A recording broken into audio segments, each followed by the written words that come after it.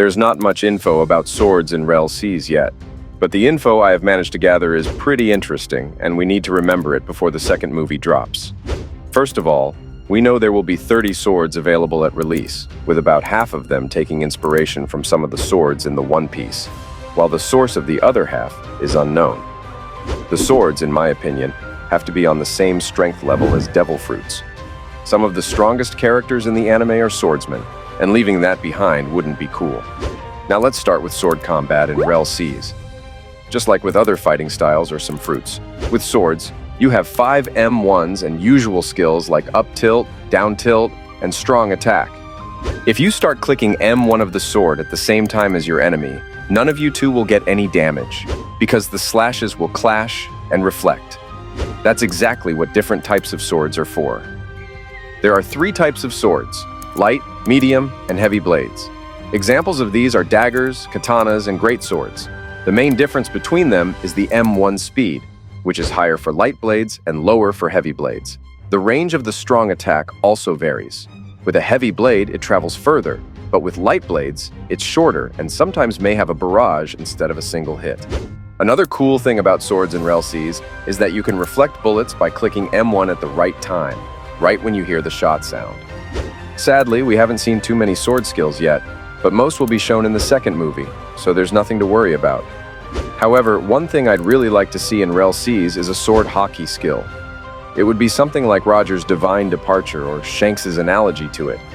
It doesn't necessarily have to be tied to a certain sword. You could use it with any sword, and to unlock it, you would have to master both Haki and swords, and have Conqueror's Haki. I've posted this concept in the subscription concept channel in RELL Games' official Discord, so if those of you who have subscriptions support it, I'd be grateful. Now let's talk about sword upgrades and enchants.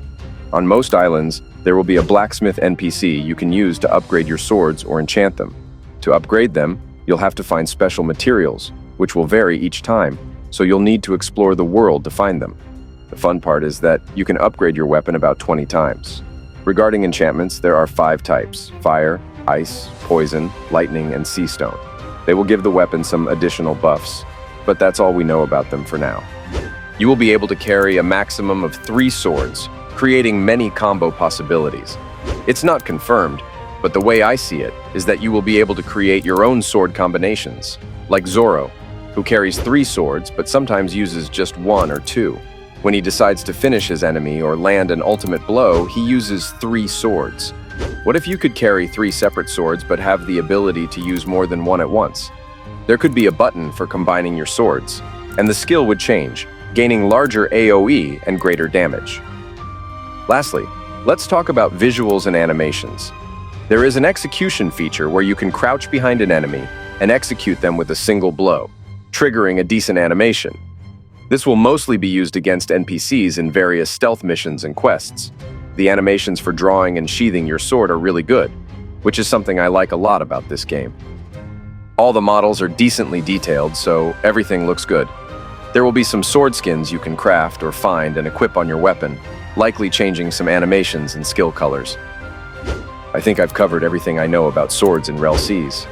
We'll meet again after the release of Movie 2, so I hope this video was helpful. If it was, don't forget to leave a like and subscribe to my channel. See ya!